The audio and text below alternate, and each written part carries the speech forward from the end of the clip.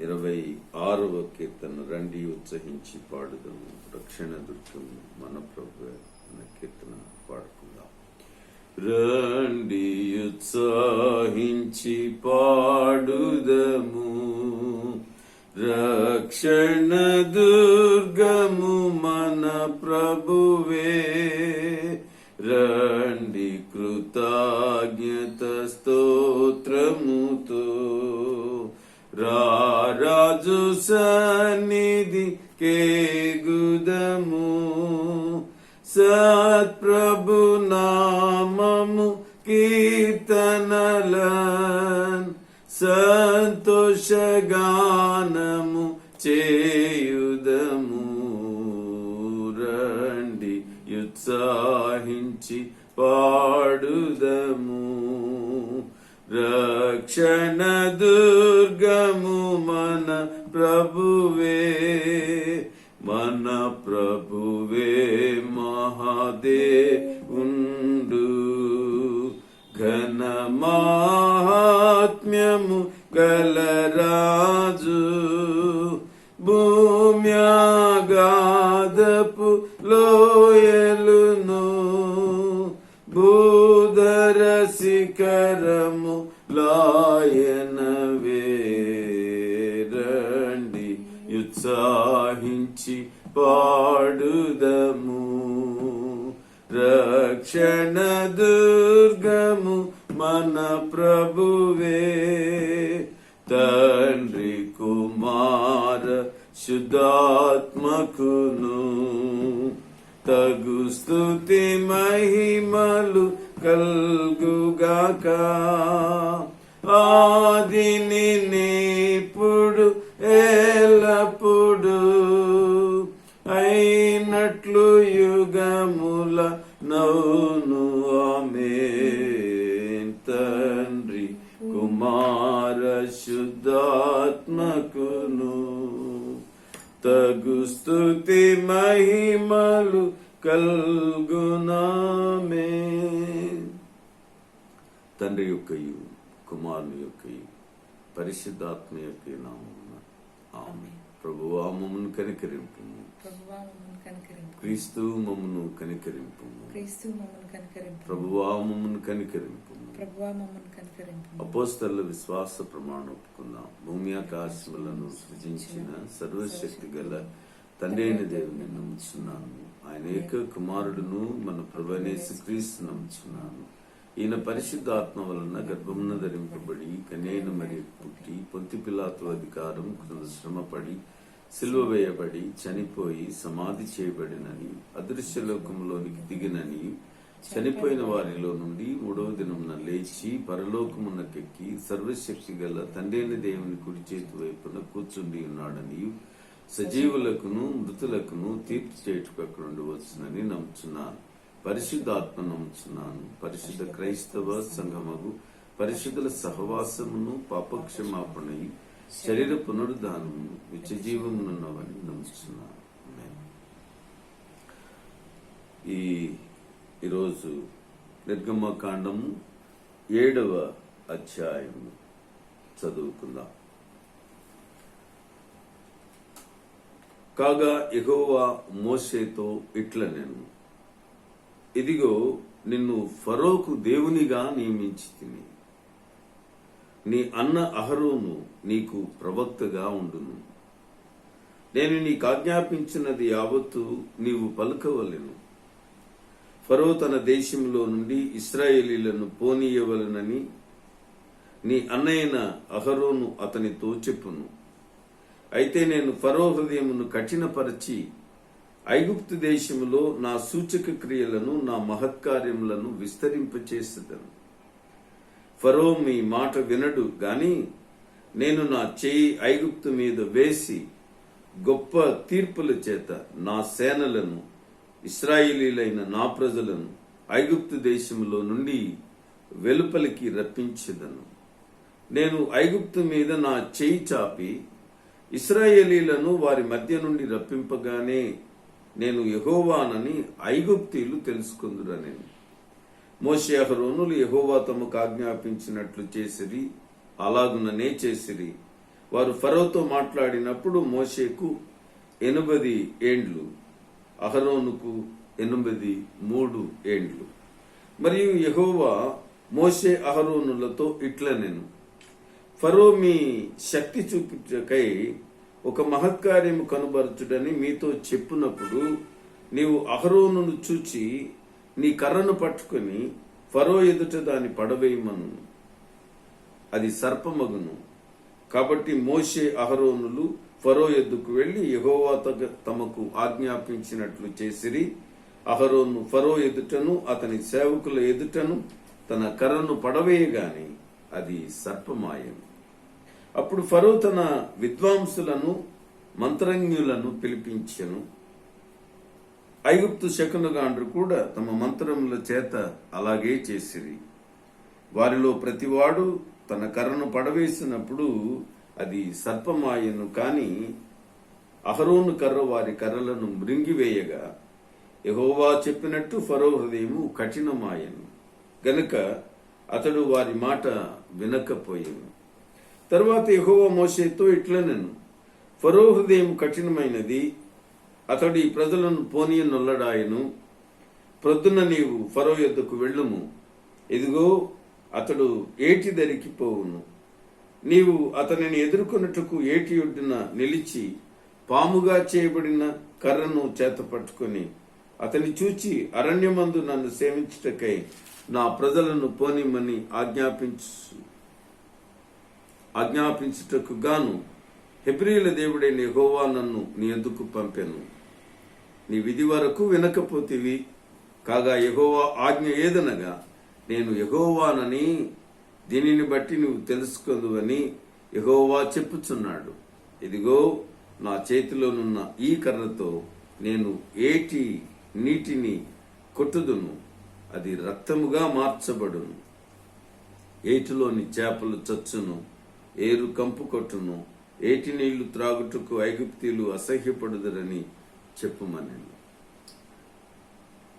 మరి యెహోవా మోషేతో ఇట్లనెను, నీ అహరోనుతో నీ కర్రను పట్టుకొని ఐగుప్తు జలముల మీద అనగా వారి నదుల మీదను వారి కాలువల మీదను వారి చెరువుల మీదను వారి నీటి గుంటలన్నిటి మీదను నీ చేయి చాపుము, అవి రక్తమగును. ఐగుప్తు దేశమందంతటను మ్రాను పాత్రలలోను రాతి పాత్రలలోను రక్తము ఉండునని అతనితో చెప్పుమనెను. యెహోవా ఆజ్ఞాపించినట్టు మోషే అహరోనులు చేసిరి. అతడు ఫరో ఎదుటను అతని సేవకుల ఎదుటను ఏరు కంపు కొట్టెను. ఐగుప్తీయులు ఏటి నీళ్లు త్రాగలేకపోయిరి. ఐగుప్తు దేశమంతటను రక్తము ఉండెను. ఐగుప్తు శకునగాండ్రు కూడా తమ మంత్రము వలన అట్లు చేయగా యెహోవా చెప్పినట్టు ఫరో హృదయము కఠినమాయెను. అప్పుడు మోషే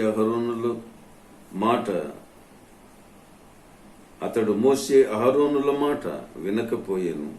జరిగిన దానిని మనస్సున పెట్టక ఫరో తిరిగి తన ఇంటికి వెళ్ళెను. అయితే ఐగుప్తులందరూ ఏటి నీళ్లు త్రాగలేక త్రాగునీళ్ల కొరకు ఏటి ప్రక్కలను త్రవ్విరి. ఈ లేఖన భాగం ఇంత పర్యంతం. క్రీస్తు యేసునందు ప్రియమైన దేవుని కుటుంబాలన్నిటికీ ప్రభు ఆశీస్సులు తెలియజేస్తూ ఉన్నాను. ఈ ప్రోగ్రాం యూట్యూబ్లో పంపించలేకపోతున్నాం. గత ఆదివారం నుండి కూడా ఈ పరిస్థితి ఏర్పడి ఉంది. మేము ఇంతవరకు మోబిజన్ ద్వారా దీనిని మేము యూట్యూబ్లో రిలే చేస్తూ ఉన్నాం. అది చాలామంది దాన్ని తిలకిస్తూ ఉన్నారు. కానీ ఈ కొద్ది దినాలు కొంచెం మోబిజన్ నుండి పంపించడానికి అవకాశం లేని కారణం చేత ఈ ప్రోగ్రాం కేవలం ప్రస్తుతానికి ఫేస్బుక్లోనే పంపించడం జరుగుతుంది. ఫేస్బుక్ లింక్ మీకు అందరికీ కూడా ఉంది కనుక దయచేసి దాని ద్వారా చూడాల్సిందిగా మనవి చేస్తూ ఉన్నాను. ఈ అవాంతరానికి మరోలా భావించవద్దని మనవి చేస్తూ ఉన్నాను. ఈరోజు మనం 7వ అధ్యాయాన్ని చదువుకున్నాం. నిర్గమకాండం నుండి దేవుడు ఇప్పటి వరకు మోషే అహరోనులను ఫరో ఎద్దుకు పంపిస్తూ ఆయన మాట చేత, హెచ్చరికల చేత ఫరోతో మాట్లాడుతున్నటువంటి దేవుడుగా, అలాగే వారు దేవుని మహిమ కొరకు ఆరాధించటానికి అరణ్యమునకు 3 దినాల ప్రయాణం వెళ్లి వారక్కడ పండుగ ఆచరించు వారుగా ఫరో గారు ఆయన వారికి అనుమతి ఇవ్వాలని చెప్పి చేస్తున్న ప్రయత్నాలను మనం చదువుకుంటూ ఉన్నాము. ఈ 4, 5, 6 అధ్యాయాలలో ఈ పోరాటమే జరుగుతుంది. ఫరో గారికి చాలా కోపం వచ్చేస్తుంది. వీరు అస్తమానం ఫరో ఎదుటికి వెళ్లడం, ఆయనతో వీరు మాట్లాడటం కనుక ఈ మాటలన్నీ కూడా దేవుడు మోషే అహరోనుల ద్వారా ఫరోకు తెలియచేయటానికి ప్రయత్నం చేస్తూ ఉన్నారు. ఫరో వింటున్నాడు, కానీ తన హృదయాన్ని కఠినపరుచుకుంటూ ఉన్నాడు. ఇప్పుడు దేవుడు తన శక్తిని చూపించి ఫరో మనస్సును ఆయన ఆ విధంగా ఇశ్రాయేలీల విషయమైనటువంటి తన ఆలోచనలు, తన దురభిప్రాయాలు, ఒక నీచమైన ప్రజ, ఒక బానిస ప్రజ వీరు కనుక వీరికి ఎలాంటి ఆధిక్యత లేని ప్రజలు వీరు అని నేను ముందుగానే చెప్పాను.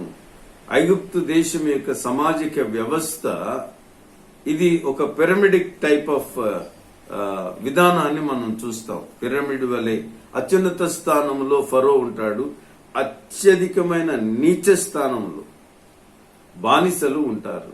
గనుక ఆ అట్టడుగున ఉన్నటువంటి ప్రజలు ఎవరు అనంటే ఇశ్రాయేలు ప్రజలు. ఇంతవరకు అన్య జాతుల నుండి, అనేక దేశాల నుండి ఒకవేళ ఐగుప్తు దేశంలో వారు బానిసలను తెచ్చుకునేవారు. కానీ ఇప్పుడు బానిసలుగా, కట్టు బానిసలుగా లేదా వారు శాశ్వత కాల బానిసలుగా ఇశ్రాయేలీలే చేయబడ్డారు. ఎవరినైతే దేవుడు తాను ప్రత్యేకపరచుకున్నాడో అబ్రహాము దగ్గర నుండి, తాను అబ్రహాము, ఇస్సాకు, యాకోబుల దేవుడనని ఆయన గొప్పగా చెప్పుకుంటున్నాడో అలాంటి ఆత్మ సంబంధమైనటువంటి కుటుంబం, నోవహు దగ్గర నుండి కూడా షేము కుటుంబంలో నుండి ఈ ప్రత్యేకమైన పవిత్రమైనటువంటి ప్రజలుగా, దేవుడు నివాసం చేసే ప్రజలుగా వీరిని ఏర్పాటు చేసుకున్నాడో ఆ ప్రజలు ఐగుప్తు దేశంలో బానిసలుగా వారు జీవించేటువంటి ఆ పరిస్థితి ఏర్పడింది. ఆనాటి సమాజంలో అట్టడుగున నలుగుతున్నటువంటి ప్రజలుగా, అవమానించబడుతున్న ప్రజలుగా, ఏ పనైనా చేసేటువంటి ప్రజలుగా, ఇంటిలో పనులు చేస్తారా, బయట ఏదైనా దేశం కొరకైన పనులు చేయాలా, ఏదైనా ఒక ఉత్పత్తి క్రమం చేయాలా, ఇవన్నీ కూడా తయారు చేసేటువంటి ఒక బానిస బ్రతుకు దేవుని ప్రజలైన ఇశ్రాయేలీలు, అబ్రహాము, ఇస్సాకు, యాకోబుల వంశంలో నుండి వచ్చినటువంటి ఈ పవిత్ర ప్రజలను ఐగుప్తీయులు అవమానపరుస్తున్నటువంటి ఈ విధానంలో దేవుడు వారిని కాపాడటానికి దిగివచ్చినప్పుడు ఆయన చెప్పిన మాటలను ఐగుప్తీయులు లోబడలేదు అని చెప్పి మనం గమనిస్తున్నాం. అందుచేత ఇప్పుడు దేవుని శక్తిని చూపించేటువంటి పరిస్థితి ఏర్పడింది. దేవుడు తన శక్తిని తాను ఉన్నతమైనటువంటి నిజమైన దేవుడుగా యెహోవా అనునామమున ఆయన వారికి తన కార్యములను ఐగుప్తు దేశస్థులకు, ఐగుప్తు రాజు ఫరోకు చూపించటానికి ఇప్పుడు దినములు సమీపమయ్యాయి. అందుకని ఆయన అద్భుత కార్యాలు చేయడం ప్రారంభిస్తున్నటువంటి అధ్యాయంగా ఈ 7వ అధ్యాయాన్ని మనం గమనిస్తూ ఉన్నాం. ఈ విధంగా ఎందుకు చేయాల్సి వచ్చింది? అద్భుత కార్యాలను నెరవేర్చవలసినటువంటి పరిస్థితి ఎందుకు? సూచక క్రియలు మనుషులకు అవసరం. ఐగుప్తీయులు ప్రత్యేకంగా ఈ కార్యములను వారు గమనిస్తేనే గాని, లేదా వారు అనుభవిస్తేనే గాని దేవుని యొక్క గొప్ప శక్తి వారు గమనించలేరు. దేవుడు వారికంటే బలవంతుడు. ఐగుప్తు దేశం యొక్క సైన్యము గొప్పదా? ఐగుప్తు దేశం యొక్క రాజుగారు గొప్పవాడా? ఆయన ఒకవేళ దేవుని సంబంధికుడుగా ఆయనే గొప్ప దేవుడు వలె ఆయన ప్రవర్తిస్తూ ఇశ్రాయేలీలను నలుగుబాటుకు గురి చేస్తున్నటువంటి ఈ పరిస్థితులలో దేవుడు తన ఉన్నతమైన శక్తిని, తన నిజమైనటువంటి ప్రభావమును ఆయన వారికి చూపించదలుచుకున్నటువంటి పరిస్థితి ఏర్పడింది అని మనం చూస్తూ ఉన్నాం. ఇంతదనక అహరోనులు ఫరో యొద్ద మాట్లాడుతూ వచ్చారు, వాదిస్తూ వచ్చారు, దేవుని మాటలను చెప్పారు. ఇప్పుడు దేవుని కార్యాలను నెరవేర్చేటువంటి సమయం ఆసన్నమైంది అని చెప్పి మనం గమనిస్తా ఉన్నాం. ఇక్కడ ఈ 7వ అధ్యాయంలో మోషే అహరోనులు దేవుని మాట వింటూ ఉన్నారు. వీరికి కూడా మానసికమైన బలహీనత ఏర్పడింది. మోషేను చెబుతూ ఉంటే నేను ఇంక వెళ్ళనని చెప్తున్నాడు. ఇశ్రాయేలీలు ఇక్కడ వారే వినడం లేదు కదయా, ఫరో ఇంకా నా మాట వింటాడు, నేను మాట మాంద్యం కలిగిన వాడును అని పదే తాను తప్పించుకోవడానికి ప్రయత్నం చేస్తున్నాడు. నిన్నటి దినాన్న మనం అది గమనించుకున్నాం. ఇప్పుడు ఈ అధ్యాయంలో మనం చూస్తున్నాం, ఇదిగో నిన్ను ఫరోకు దేవునిగా నియమించితిని. ఫరోకు దేవునిగా నియమించితిని. నేనన్నాను, మనం లేఖన భాగములను బట్టి వారు సూర్యదేవుణ్ణి కొలిచేటువంటి ప్రజలు అని. ఫరోకు సూర్యుడు శక్తిమంతుడు, నిజమైనటువంటి ప్రభావం కలిగిన వాడు. ఆయన ద్వారానే సమస్త లోకం యొక్క కూడా క్షేమంగాను ఫలభరితంగాను అన్ని విషయాల్లో కూడా ఎంతో ఆశీర్వదించబడినదిగా ఉంది గనుక సూర్యుడే దేవుడని చెప్పి కొలిచేటువంటి ఐగుప్తు దేశస్థులను గురించి మనం చెప్పుకున్నాం గత అధ్యాయాలలో. గనుక అలాగూ ఆ సూర్యుని నుండి వచ్చిన వాడుగా ఈయన బలవంతుడు, శక్తి గలవాడు, ఈయన ప్రభావం గలవాడు ఫరో గారు. అందుచేత యెహోవా ఎవడు అని సంబోధించినట్లు మనం చూస్తాం. యెహోవా అనబడిన దేవుడు ఉండటం ఏంటి? ఆయన దేవుడు కాడు అన్నట్లుగా ఆయనను తృణీకరించిన భావంతో, తృణీకరించిన మాటలతో ఫరో మాట్లాడినట్లు గమనిస్తాం. ఇప్పుడు ఆ యెహోవాయే ఫరో జీవితంలో ఆయన తన అద్భుత కార్యాలను నెరవేర్చడానికి పూనుకున్నాడు. ఐగుప్తీయుల జీవితంలో వారు చరిత్ర కని విని ఎరుగని రీతిగా అద్భుతాలను నెరవేర్చడానికి దేవుడు తన గొప్పతనాన్ని, తన మహిమను, తన ప్రభావాన్ని కనుబరచడానికి దేవుడు పూనుకున్నాడు అని చెప్పి మనం ఇక్కడ గమనిస్తూ ఉన్నాం. 3వ వచనంలో, అయితే నేను ఫరో హృదయమును కఠినపరుస్తా. మోషేతో చెప్పాడు దేవుడు, నిన్ను ఫరోకు దేవునిగా చేస్తున్నాను. నువ్వంటే భయపడతాడు. ఇప్పుడు సూర్యుడి దేవుడు అనుకుంటున్నాడు, లేక లోకములో ఉన్నవి ఇతరమైన వాటిని ఆ నీళ్లను దేవుడు అనుకుంటాడు, పలానా గొప్ప వాటిని దేవుడు అనుకుంటాడు. కానీ ఇప్పుడు నిన్ను దేవునిగా అతని ఎదుట నిలువబెడతాను, నిన్ను సర్వశక్తిమంతునిగా ఫరో ఎదుట నేను నిలువబెట్టబోతూ ఉన్నాను, నీకు భయపడేటట్లు నేను చేస్తాను.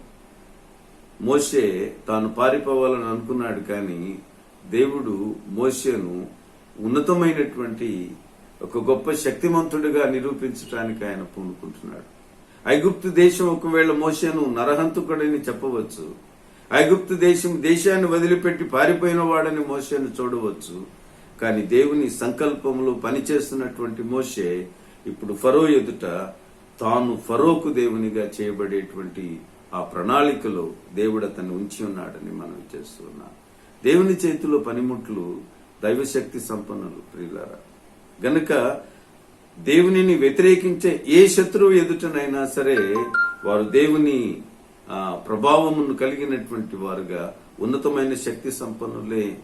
దేవుడు ఆ విధంగా వారిని నిలువబెడతాడు. మోషే ఒక గొప్ప ఉదాహరణ, ఒక గొప్ప తార్కాణం అని చెప్పి మనం ఇక్కడ గమనిస్తూ ఉన్నాం. 3వ వచనం, అయితే నేను ఫరో హృదయమును కఠినపరచి ఐగుప్తు దేశంలో నా సూచక క్రియలను, నా మహత్కార్యములను విస్తరింపచేసేది. దేవుని ప్రణాళిక ఉంది. తాత్కాలికమైన ఈ ఆలస్యాలు, ఈ పోరాటాలు, ఈ విభేదాలు, మాట పట్టింపులు ఇవన్నీ కూడా తాత్కాలికమైనటువంటి ప్రయాణం. ఇది దేవుడు ఆ విధంగా ఫరోను కఠినపరుస్తూ తన గొప్పతనాన్ని ఐగుప్తు ప్రజలు గమనించినట్లుగా, వారు చరిత్ర ఉన్నంత వరకు కూడా తరతరాలు దేవుని గొప్ప మహోన్నతమైన మహత్తర కార్యములను నెరవేర్చగలిగిన శక్తి సంపన్నతలను వారు గుర్తించి ఆయనకు భయపడేటట్లుగా దేవుడు అద్భుత కార్యాలను ఆయన ఐగుప్తు దేశంలో చేయడానికి ప్రారంభిస్తున్న అధ్యాయంగా మనం ఇక్కడ గమనిస్తున్నాం. దేవుడు ఆ విధంగా సూచక క్రియలను మహత్కార్యములను చేయడానికి ఆయన పూనుకున్నట్లు మనం చూస్తున్నాం. ప్రియులారా మనవి చేస్తున్నాను, ఇక్కడ దేవుడు వారికి అనగా ఫరో అహరోనులతో మాట్లాడినప్పుడు 8వ వచనం నుంచి మొదటి అద్భుతాన్ని చూస్తున్నాం. ఇది తెగులు కాదు. మనం సర్పాన్ని కూడా కొంతమంది తెగుళ్లలో 10 తెగుళ్లలో ఒకటిగా భావిస్తూ ఉంటారు. కానీ ఇది మహత్తర కార్యం, మొట్టమొదటి మహత్తర కార్యం. ఎందుకనంటే సర్పం దైవ సంబంధమైనది. ఐగుప్తు దేశస్తులకు అందరికీ కూడా సర్పము అది స్వస్థపరచున్నది. సర్పము ఆ విధంగా వారికెంతో పూజనీయమైనటువంటిది. అందుచేత సర్పమును మొట్టమొదట ఆయన ఇది బల సంపన్నమైనది కాదు, పూజింపతగినది కాదు అని ఆయన తెలియచేయటానికి సంకల్పిస్తున్నటువంటి మొదటి అద్భుతం అని మనం చూస్తున్నాం. 10వ వచనంలో, కాబట్టి మోషే అహరోనులు ఫరో యొద్దకు వెళ్లి యెహోవా తమకు ఆజ్ఞాపించినట్లు చేసిరి. వారిలో ఏ బలం లేదు, వారి మాట బలం కూడా కాదు. అది దేవుడు ఏది చెప్పమంటే ఆ మాట ఫరో దగ్గరికి వెళ్లి చెప్తున్నారు. గనుక మోషే అహరోనులు దేవుడు చెప్పమన్నట్లుగా మాట్లాడుతున్నారు.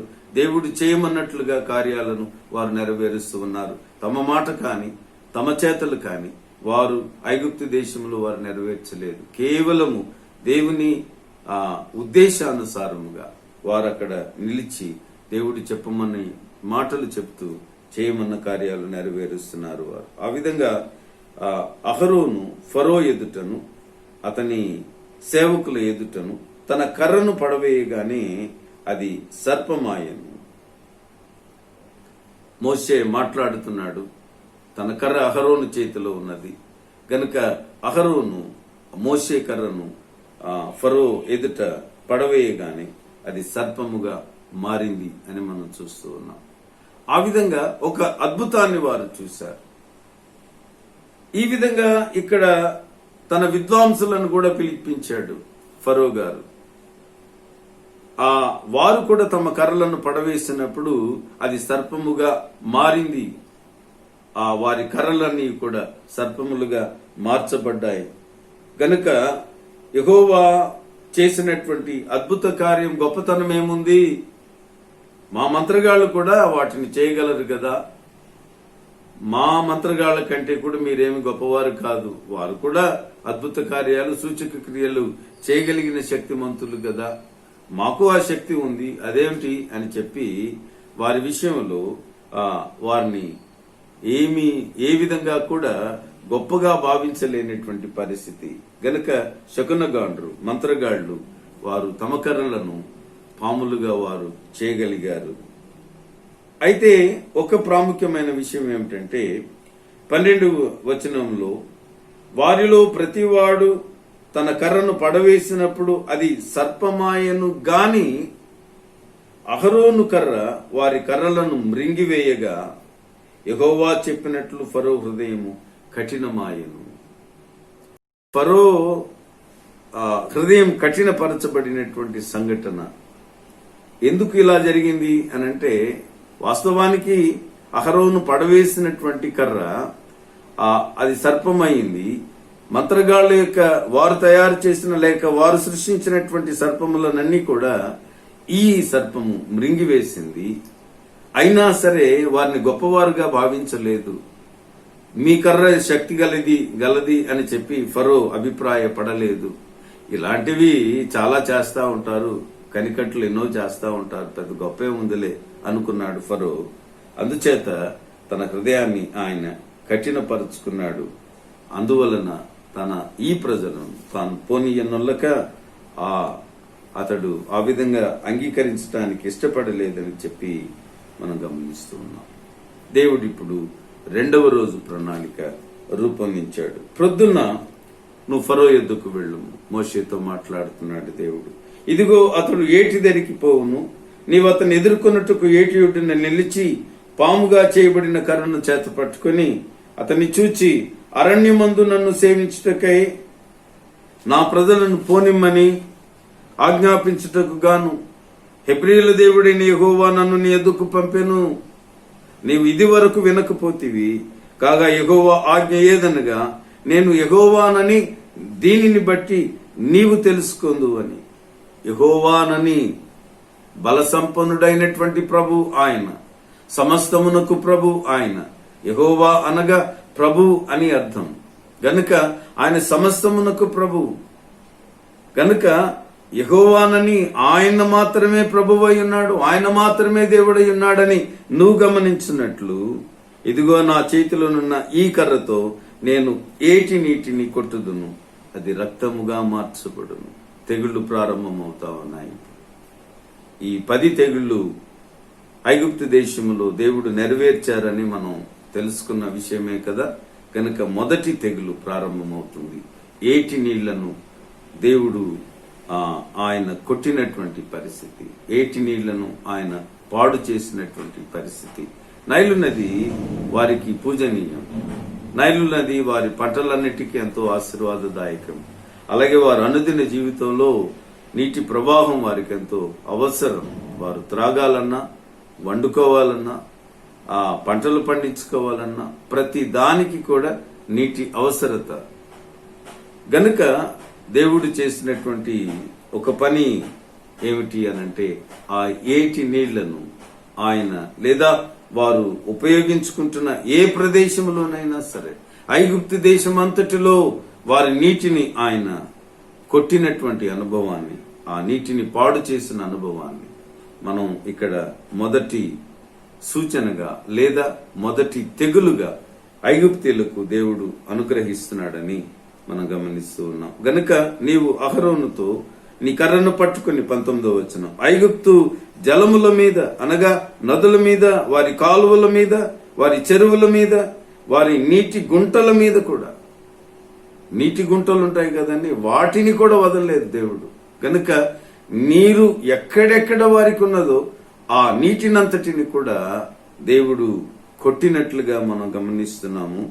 ఆ విధంగా అదంతా కూడా నీరు అంతా ఐగుప్తు దేశంలో నీరు అంతా ఆఖరికి ఇంటిలో పాత్రలలో ఉన్నటువంటి నీరు కూడా రక్తముగా మారిపోయింది అని మనం చూస్తున్నాం. నీరు లేకుండా మనుష్యుడు బ్రతకడం కష్టం, ఎక్కువ రోజులు ఉండలేడు. ఆహారం లేకుండానైనా మనుష్యుడు ఉండగలడు గాని నీరు లేకుండా మనుష్యుడు ఉండలేడు, చనిపోతాడు. కనుక యెహోవా ఆజ్ఞాపించినట్లు మోషే అహరోనులు చేసిరి. 20వ వచనం, అతడు ఫరో ఎదుట తన సేవకుల ఎదుట తన కర్రను పైకెత్తి ఏటి నీళ్లను కొట్టగా ఏటి నీళ్లన్నీ రక్తముగా మార్చబడెను. ఏటిలోని చేపలు చచ్చెను, ఏరు కంపు కొట్టెను. ఐగుప్తీయులు ఏటి నీళ్లు త్రాగలేకపోయిరి. ఐగుప్తు దేశమందు అంతటను రక్తము ఉండేను, నీరు లేదు. నీరంతా కూడా రక్తంగా మార్చబడింది. ఐగుప్తు శకునగాండ్రు కూడా తమ మంత్రముల వలన అట్లు చేయగా ఇటు దేవుని శక్తి నిరూపితమవుతూ ఉంది, మరో ప్రక్క వారి మంత్రగాళ్లు కూడా చేసి ఇంకా జలములన్నిటిని కూడా వారు రక్తమయంగా మార్చేశారు.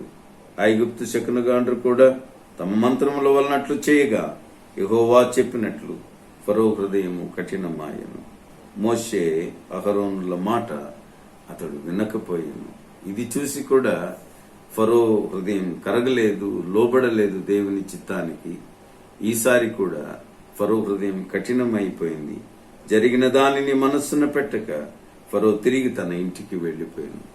ఫరో గారు ఏటి ఒడ్డున కదా ప్రొద్దునే వచ్చాడు కనుక ఇదంతా రక్తంగా మార్చబడింది. అయినా తన హృదయాన్ని కఠినపరుచుకుని దేవుని మాటకు లోబడక అతడు మళ్లీ తన గృహానికి వెళ్ళాడు.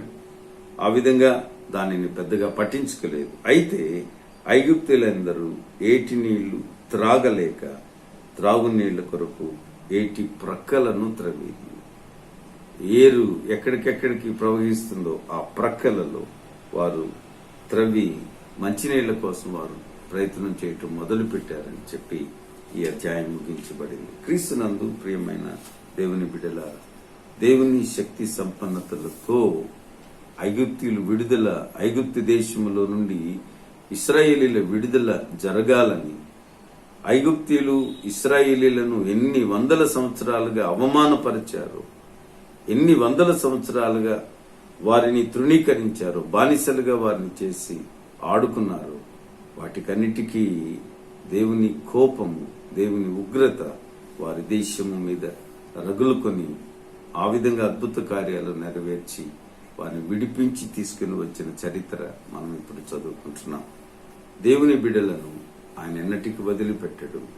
దేవుని బిడ్డలను అవమానపరచు వారిని ఎన్నటికి విడిచిపెట్టడు. ఆయన దేవుని బిడ్డలను కఠినంగా చూసినటువంటి వారిని, దేవుని బిడ్డలను తమ కోపంతో తమ ఉగ్రతతో బాధించినటువంటి వారిని, అది ఐగుప్తు దేశంలో సామాన్యుడైన, ఐగుప్తు దేశాన్ని పరిపాలించే ఫరో అయినా ఎవరిని కూడా విడిచిపెట్టేటువంటి దేవుడు కాడు. ఆయన తన వారి దేవుడు, తనను మహిమపరిచేటువంటి వారి పక్షముగా నిలిచి పోరాడే దేవుడు, తన యందు భయభక్తులు కలిగిన వారి కొరకు గొప్ప కార్యాలు చేసే దేవుడు. దేవుడి వాక్యాన్ని దీవించునుగా. ప్రార్థన చేద్దాం. మమ్మల్ని ప్రేమించుచు ఆశీర్వదించుచున్న దేవుడు రక్షక, మీకు కృతజ్ఞతాస్తుతులు చెల్లిస్తున్నాం. ఈ ప్రాతకాల సమయం మీరు ఇచ్చిన ఈ ఆరాధన కొరకు వందనాలు. మిమ్మలను ఆరాధించుటకు మాకిచ్చిన ఈ కొద్దిపాటి సమయాన్ని బట్టి వందనాలు. అనేక మంది దీని ద్వారా ఆశీర్వదించబడుతున్నారు ప్రభా. అందును బట్టి మీకు కృతజ్ఞతాస్తుతులు చెల్లిస్తున్నాం. మీ అద్భుత కార్యములు వారి గృహాలలో ఉంచండి, వారి జీవితాలలో మీ వెలుగును ప్రసాదించండి నాయన. ప్రతి కుటుంబంలో మీ వెలుగునుంచండి ప్రభు. మీ ఆశీర్వాదాలు దయచేయండి. సమృద్ధి అయిన దీవెనలను వారికి ప్రసాదించండి ప్రభు. కృప చూపించండి. దయగలిగిన మా రక్షక, మా కుటుంబాలన్నిటినీ మీ పాదాల ముందర ఉంచుతున్నాం. మీ ప్రేమలో, మీ ఆశీర్వాదములో, మీ కనికరంలో ప్రతి కుటుంబాన్ని వర్ధిల్ల చేయమని అడుగుతున్నాం నాయన. ఈ ప్రాతకాల ఆరాధన ద్వారా అనేక మంది దీవింపబడినట్లు కృప దయచేయండి ప్రభు. ఈ ఆరాధన మీరు కటాక్షించి ఆత్మ సంబంధమైనదిగా, పరిశుద్ధాత్మ పూర్ణతలో నింపిన అనుభవముగా మాకు అనుగ్రహించండి ప్రభు. కేవలం ఇదొక మానవ సంబంధమైన ప్రయత్నముగా కాక అయ్యా, కేవలము మీ మహిమ కొరకు చేయబడుతున్న కార్యముగా, మీ నామము మహిమపరచబడుచు అనేకులు మీ యందు నాయన వారు బలపరచబడి ఆనందించినట్లు ఈ కార్యమును ఆశీర్వదించి ఫలభరితం చేయండి. దినదీవెనలతో మమ్మల్ని నింపి పంపండి ప్రభు. జన్మదినంలో ఆచరించుకుంటున్న వారిని, దాంపత్య జీవితంలో నూతన సంవత్సరంలో ప్రవేశించిన దంపతులను నూతన సంవత్సర ఆశీర్వాదాలతో నింపండి అయ్యా. అలాగే రానున్న అనేక సంవత్సరాలలో మెండైన దీవెనలు దాయిచ్చేయండి. ఏ గృహంలో అనారోగ్యం ఉందో, ఏ గృహంలో కరోనా ఉన్నదో, ఏ గృహంలో ఏ విధమైన ఆపదలు తొందరలున్నాయో అయ్యా, నీ బిడ్డలను కనికరించి నీ స్వస్థత ఇవ్వయ్యా. పరిపూర్ణమైన ఆరోగ్య బలములు, క్షేమం ఇవ్వండి ఆయన. పరిపూర్ణంగా ప్రతి గృహంలో నుండి సాతాను యొక్క క్రియలను లయపరచండి ప్రభు. మీ పరిశుద్ధాత్మ సంచారం ప్రతి ఇంటిలో ఇవ్వండి ప్రభు. ప్రతి వ్యక్తి యొక్క జీవితంలో ప్రసాదించండి, సహాయం చేయండి. ఇది నా ఆశీర్వాదాలతో మమ్మల్ని నింపి పంపించమని ప్రభా. ఎవరెవరే ప్రార్థనతో మీ సన్నిధిలో ఉన్నారు వారి ప్రార్థనలకు ప్రతిఫలం దయచేయండి. మా దేశం అంతటిని దీవించి మీకు ఇష్టమైన దేశముగా నాయన వర్ధిల్ల చేయండి, కృప చూపించండి. మీకు లోబడే ప్రజలనుగా ప్రపంచ ప్రజలందరినీ కూడా మలచబోతున్నటువంటి దేవుడవుగా, నీ రాకడ కొరకు సిద్ధపరిచే దేవుడవుగా ఉన్నావు గనక అందును బట్టి స్తోత్రాలు నాయన. మీ కార్యములలో మేమందరము కూడా మీ ఘనత కొరకు మోషే అహరోనుల వలె వాడబడగలుగుటకు సహాయం చేయమని ప్రార్థిస్తున్నాను. కృప చూపించండి. ఇది నిదేవులతో మమ్మల్ని నింపి పంపించమని యేసుక్రీస్తు పుణ్యనామంలో బ్రతిమలాడి ప్రార్థిస్తున్నాము తండ్రి, ఆమేన్. పరలోకమందున మా తండ్రి, నీ నామం పరిశుద్ధపరచబడుగాక, నీ రాజ్యం వచ్చుగాక, నీ చిత్తం పరలోకమందు నెరవేరుచున్నట్లు భూమి అందు నెరవేరును గాక. మా అనుదినాహారం నేడు మాకు దయచేయము. మేడల అపరాధం చేసిన వారిని క్షమించిన ప్రకారం అపరాధములు క్షమించుము. శోధనలోనికి తేక దుష్టుని మమ్మల్ని తప్పించుము. రాజ్యము, శక్తి, మహిమ నిరంతరం నీవైనవి. ఆమేన్. మన తండ్రి దేవుని ప్రేమ, ప్రభువైన యేసుక్రీస్తు కృప, పరిశుద్ధాత్మ దేవుని అన్యోన్య సహవాసం, ఆశీర్వాదం, సమృద్ధి మీకు, మీ కుటుంబాలకు, మీ గృహాలకు సదాకాలం తోడుగా ఉంది. ఆశీర్వదించి వర్ధిల్ల చేయను గాక. ఆమేన్.